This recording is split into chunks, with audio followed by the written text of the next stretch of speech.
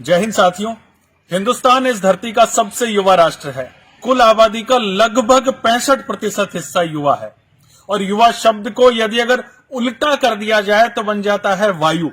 पवन के वेग की क्षमता अपने आप में लिए हुए ये युवा वर्ग, और आज तक इस धरती पर जितने भी महान कार्य हुए हैं वो सब के सब युवाओं के द्वारा किए गए। चाहे त्रेता युग में रामचंद्र जी का लंका विजय अभियान हो, चाहे द्वापर युग में अभिमन्यु का कौरवों को नाकों चने चबवाने का अभियान हो, चाहे आद्य गुरु शंकराचार्य का इस देश के चारों कोनों में मठों की स्थापना करने का अभियान हो, चाहे युवा महारानी लक्ष्मीबाई का इस देश से विदर्भियों को खदेड़ने का अभियान हो।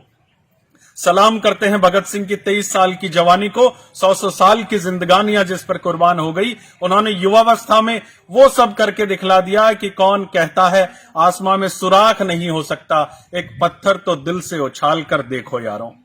इस देश के युवा प्रधानमंत्री श्री राजीव गांधी जी ने 90 के दशक में भारत को 21वीं सदी का न सिर्फ सपना दिखाया बल्कि उस सपने को साकार भी किया। संचार तकनीक से 90 के दशक में ही भारत को संपन्न बनाया।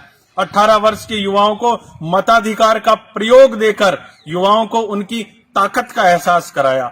उन्हीं श्री राजीव गांधी जी के नक्शे कदमों पर चलते हुए हमारे महनीय नेता श्री राहुल गांधी जी और युवाओं को जामवंत बनकर हनुमान बनाने की प्रेरणा देने वाले युवा कांग्रेस के राष्ट्रीय प्रभारी श्री कृष्णा अलावरू जी की प्रेरणा से भारतीय युवा कांग्रेस के राष्ट्रीय अध्यक्ष, जाबाज, जुझारू और जिंदादिल अध्यक्ष बीवी श्रीनिवास जी ने देश के हर कोने में घूमकर युवाओं में क्रांति की जो नई अलख जगाई है, युवाओं में चेतना का एक जो नया संचार किया है, ऐसा लगता है मानो आजादी से पहले नेताजी सुभाष चंद्र बोस ने जिस झंडे को थामे हुए थे उसी पतवार को श्रीनिवास जी पकड़कर देश के गांव ढाणी में और अंतिम छोर पर बैठे हुए युवा वर्ग को जगाकर इस देश को विश्व गुरु बनाने में लगे हुए हैं।